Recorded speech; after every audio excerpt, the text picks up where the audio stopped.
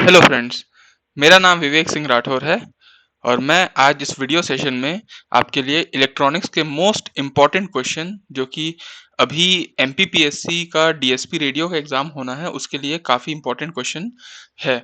और कोई भी इलेक्ट्रॉनिक्स के जो कॉम्पिटिटिव एग्जाम होते हैं जैसे इसरो हो गया, बार्क हो गया, डीआरडीओ हो गया, आईईएस एग्जाम हो गया, एचएएल एग्जाम, जितने भी और एग्जाम होते हैं वो सब एग्जाम्स में आप ये क्वेश्चंस ज़रूर देखेंगे। तो ये क्वेश्चंस को जनरली हम लोग जब सॉल्व करते हैं तो ये क्वेश्चन एक बार सॉल्व होने के बाद हमारे माइंड से शायद जा सकता है, लेकिन अगर आप इसको बार-बार मतलब सुनेंगे या फिर इसको एक विजुअलाइज़ करेंगे तो ये क्वेश्चन आपके दिमाग में बैठ जाएगा और कभी भी ये क्वेश्चन किसी कॉम्पिटिटिव एग्ज़ाम में आएगा तो आपको ये क्वेश्चन सॉल्व करने में बहुत जल्दी होगा, आप जल्दी सॉल्व कर पा जाएँगे। तो उसी उद्देश्य के साथ मैं ये क्वेश्चन लेके आया हूँ। 15 क्वेश्चन हम लोग हर पार्ट में सॉल्व करते हैं। एक क्वेश्चन मैं होमवर्क की तरह देता हूँ जो आपको कमेंट बॉक्स में उसका आंसर डालना होता है और मैं नेक्स्ट पार्ट में उसका सॉल्यूशन बताता हूँ। तो चलिए पिछले पार्ट का जो होमवर्क क्वेश्चन है वहाँ से स्टार्ट करते हैं और उसके बाद अपना जो सेशन है वो स्टार्ट करेंगे। तो पिछले पार्ट 5 में मैं आपको क्वेश्चन दिया था कि ऑप्टिकल फाइबर्स को प्रिफर किया जाता है कम्युनिकेशन लिंक फॉर लेजर्स, ठीक है। जनरली क्या होता है कि लेजर से जब हम कम्युनिकेशन करते हैं तो ऑप्टिकल फाइबर को ही प्रिफर किया जाता है। क्यों? क्योंकि उसका ऑप्शन है prevent interference by other lasers, ensure that beam does not spread, ये है। तीसरा है ensure attenuation of the signal और चौथा है ensure amplification of the signals, ठीक है। तो इसका सही आंसर होगा B, ensure that beam does not spread. ठीक, तो ये ऑप्टिकल फाइबर क्या होता है कि उसको एक बांध के रखता है, एक गाइडेड मीडियम की तरह उसको आगे बढ़ने देता है, ठीक है। तो इसका आंसर यही होगा, B option is the correct answer, ठीक। क्योंकि देखिए सी ऑप्शन तो हो ही नहीं सकता। जैसे एक सब्सक्राइबर ने ऑप्शन सी डाला था, कमेंट किया था, तो ऑप्टिकल फाइबर को प्रिफर इसलिए थोड़ी करेंगे कि वो इंश्योर करे कि एटीन्यूएशन होगा। एटीन्यूएशन तो हमको करना ही नहीं है, तो वो ऑप्शन तो हो ही नहीं सकता, ठीक है। ठीक। और अदर लेजर से इंटरफेरेंस ये भी नहीं है, क्योंकि अदर लेजर से इंटरफेरेंस थोड़ी कराना है। हम लोग एक लेजर सोर्स है जिससे हम लोगों को लाइट जाता है, चाहे वो मोनोक्रोमेटिक हो या क्रोमेटिक हो, ठीक।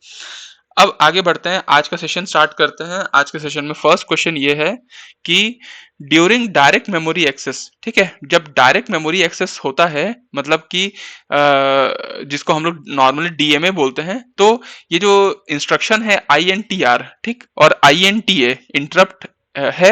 आईएनटीआर का मतलब और इंटरप्ट एक्नॉलेज है। जैसे कोई माइक्रो प्रोसेसर है, उसमें अगर कोई इंटरप्ट आता है तो वो आईएनटीआर इंस्ट्रक्शन होता है, और जब वो उसको एक्नॉलेज करता है तो वो आईएनटीए सिग्नल भेजता है। तो डायरेक्ट मेमोरी एक्सेस में ये सब आईएनटीआर और आईएनटीए यूज होता है कि नहीं? तो ए ऑप्शन तो बोल दिया कि नेवर यूज होता है। दूसरा ऑप्शन बोल रहा है कि डीएमए कंट्रोलर को के द्वारा यूज किया जाता है। तीसरा ऑप्शन बोल रहा है आईओ डिवाइस के द्वारा यूज किया जाता है। चौथा भी बोल रहा है डीएमए कंट्रोलर को, लेकिन अलग अलग पर्पज से। तो आपको याद रखना है कि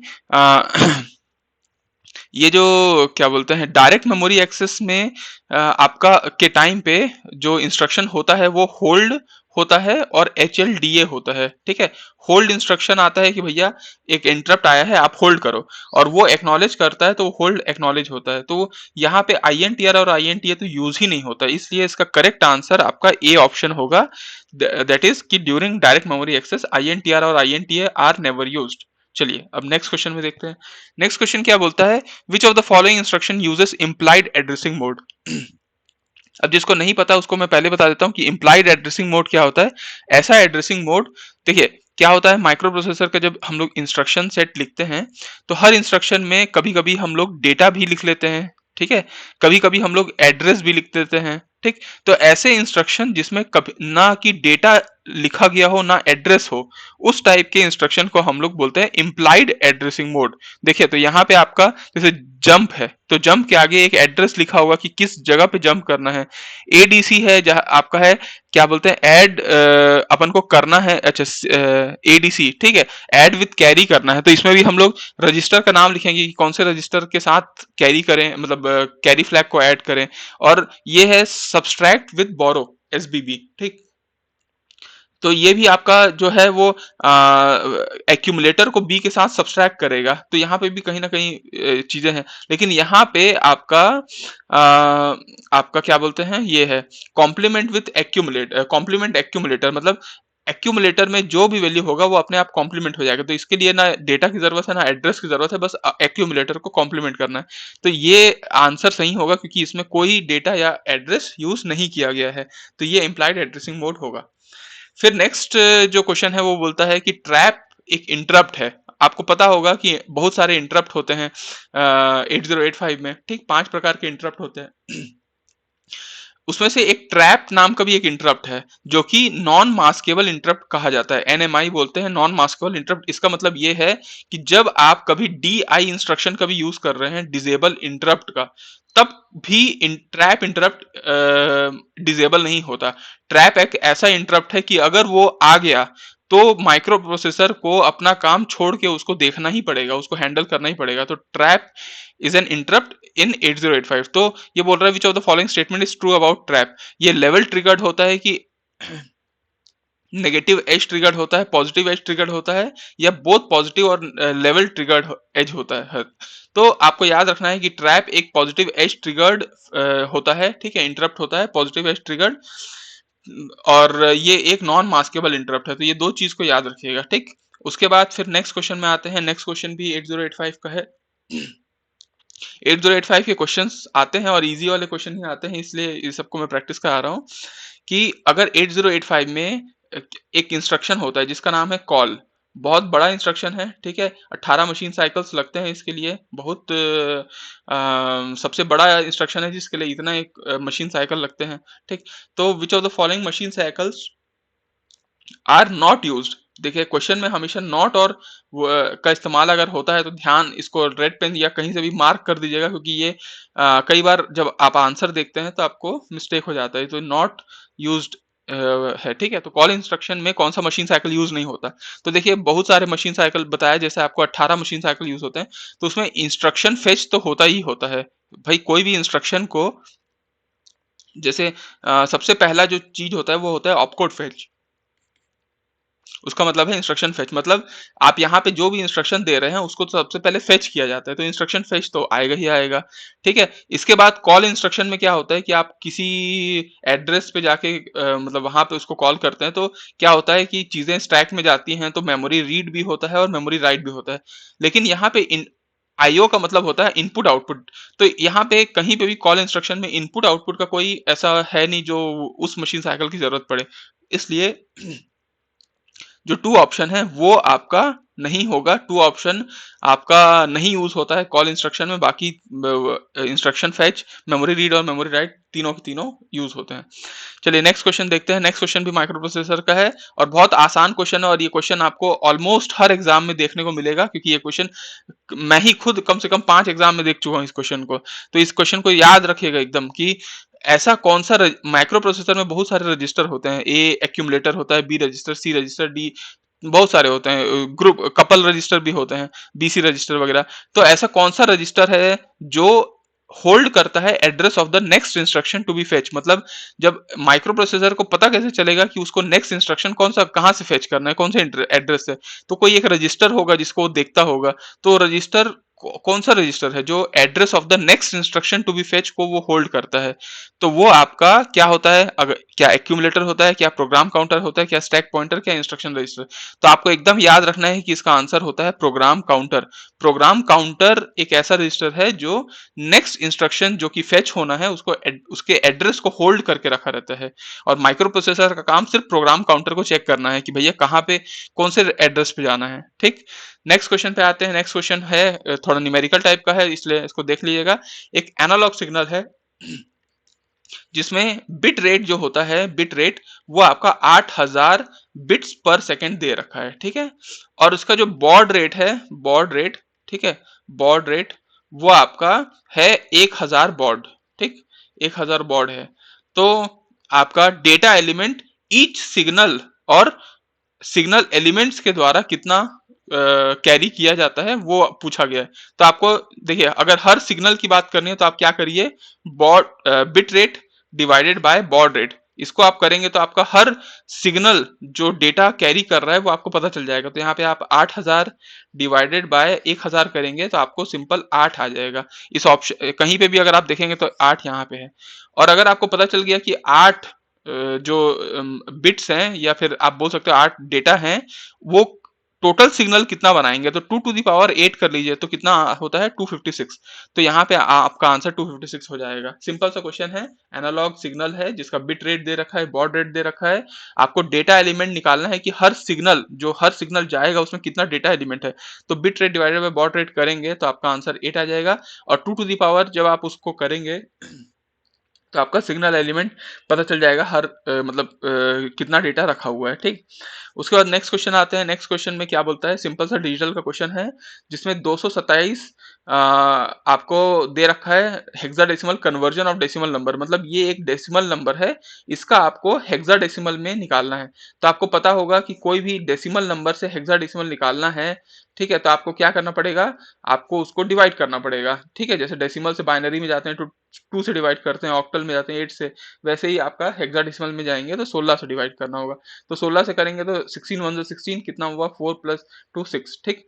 तो आपका ये आ गया 16 और 67, ठीक है। 16 4 जा कितना होता है, 6 4 जा 24, 4 1 64, ठीक। तो 64 है तो यहाँ पे आपका आ गया 4, और कितना कैरी हो गया, कैरी हो गया आपका 3, ठीक है। 64 और 67 में 3 कैरी, ये 3 यहाँ आ गया।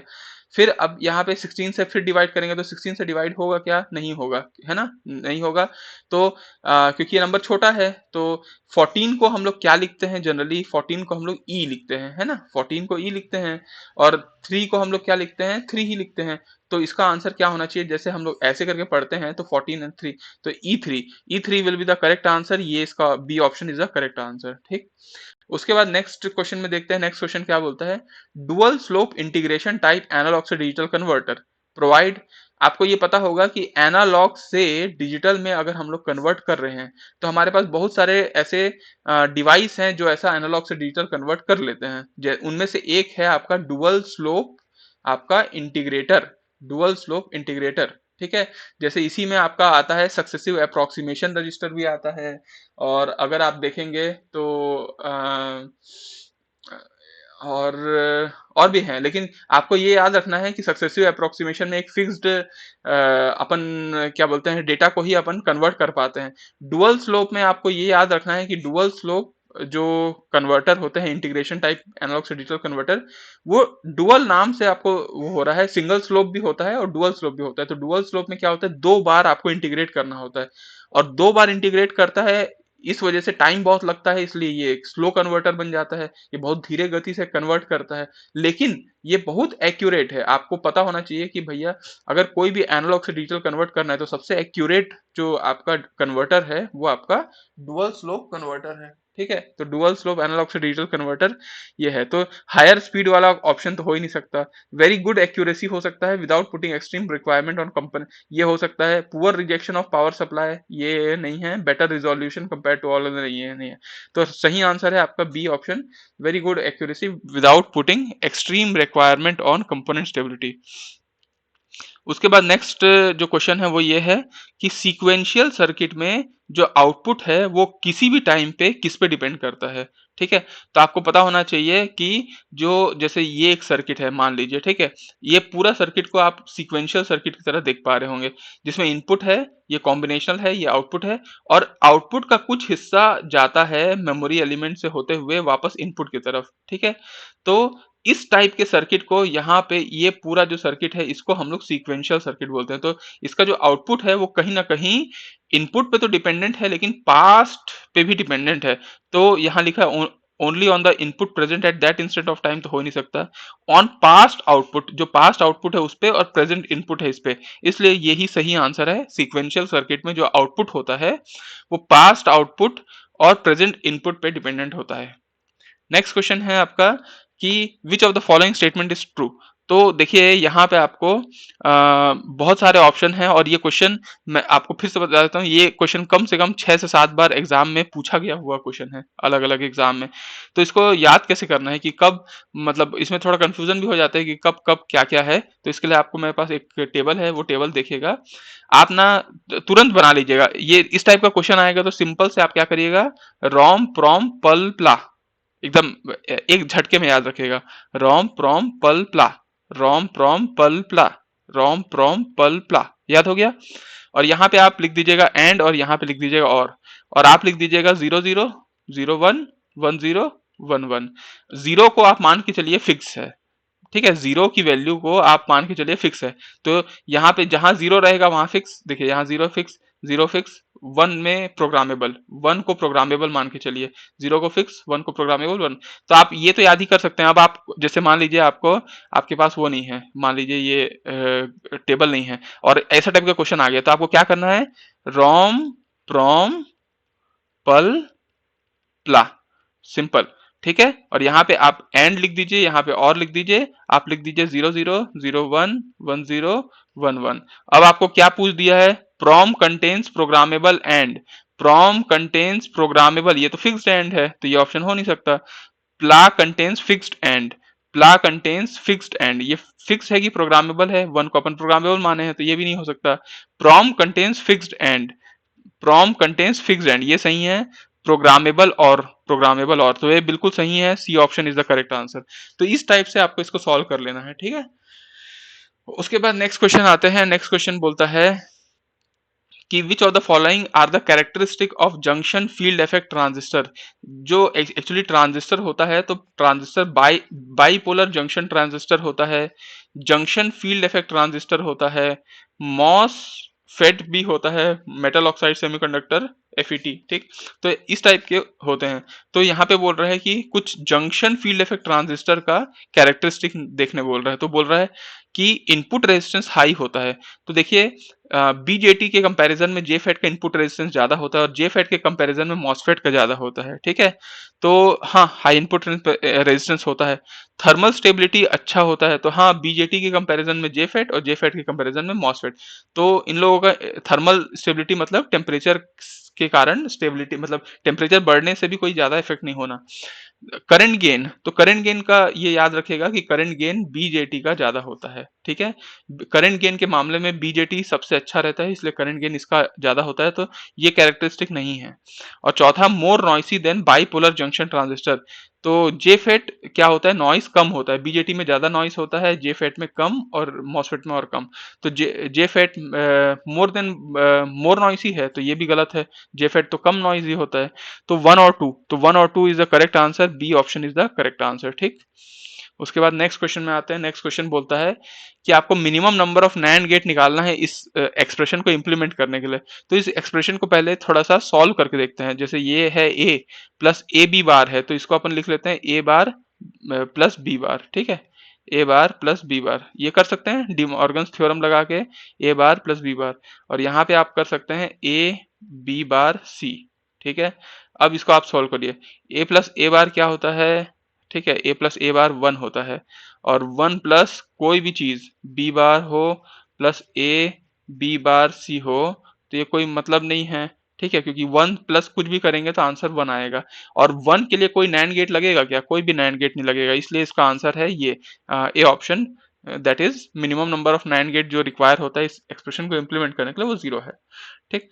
फिर नेक्स्ट क्वेश्चन आते हैं। नेक्स्ट क्वेश्चन में बोलता है कि इस डेसिमल नंबर का बीसीडी कोड निकालिए। तो 874, आपको पता है कि कोई नंबर डेसिमल में लिखा है उसका बाइनरी जो बीसीडी कोड होता है उसको आपको क्या करना है, कोई भी नंबर को 4 डिजिट में लिखना है आपको, और वो भी बाइनरी में। तो 8 को कैसे लिखते हैं जनरली, 1000 ऐसे लिखते हैं। 7 को कैसे लिखते हैं, 0111। और 4 को कैसे लिखते हैं, 0100, जनरली यही लिखते हैं और यही बीसीडी है। तो आप देख लीजिए ऑप्शन में 1000 तो है, 0111 है, 0100 है, तो यही आंसर होगा। तो इसलिए A option is the correct answer, BCD code. फिर नेक्स्ट क्वेश्चन पे आते हैं। नेक्स्ट क्वेश्चन क्या बोलता है, which of the following reasons of operation are mainly responsible for heating of the transistor under switching operation. मतलब अगर ट्रांजिस्टर को स्विच ऑपरेशन करना है, स्विचिंग ऑपरेशन करना है, तो मतलब ट्रांजिस्टर जब स्विचिंग ऑपरेशन करता है, स्विच मतलब इधर से उधर, ऑन ऑफ से ऑन, तो होता है जनरली। तो which of the following reason of operations are mainly responsible for heating of transistor under switching operation? तो कौन सा ऑपरेशन रिस्पॉन्सिबल होता है हीटिंग के लिए? तो एक्चुअली सेचुरेशन। तो ट्रांजिस्टर कब कब हीट करता है? जब वो सेचुरेशन में हो, मतलब जब वो एकदम वर्क कर रहा होता है तब हीट करता है।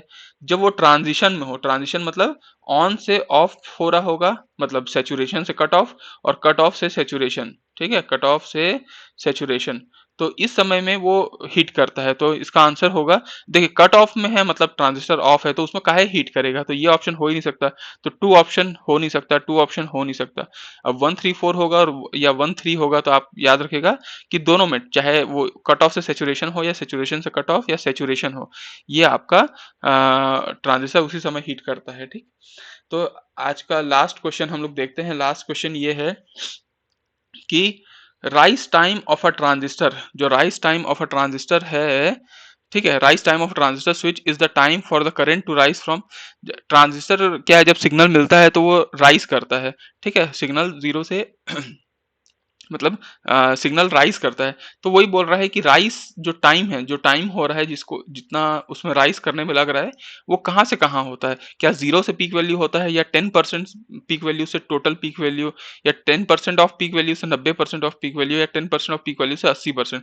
तो आपको याद रखना है कि राइज टाइम का क्वेश्चन एग्जाम में पूछा ही पूछा जाता है, और इसका सिग्निफिकेंस होता है 10% से 90% तक।